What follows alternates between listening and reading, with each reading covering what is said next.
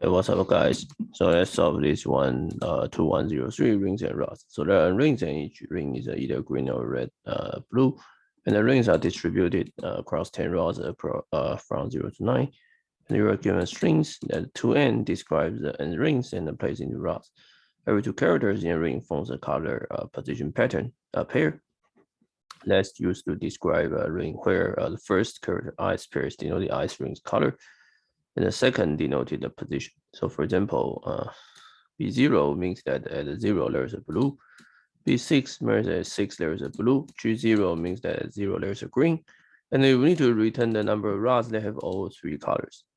Okay, so it's very simple, right? You create a dictionary, and for each you just put 0, and blue ring, and then just simulate it, right? So you can create a dictionary, and then you just length divided by 2.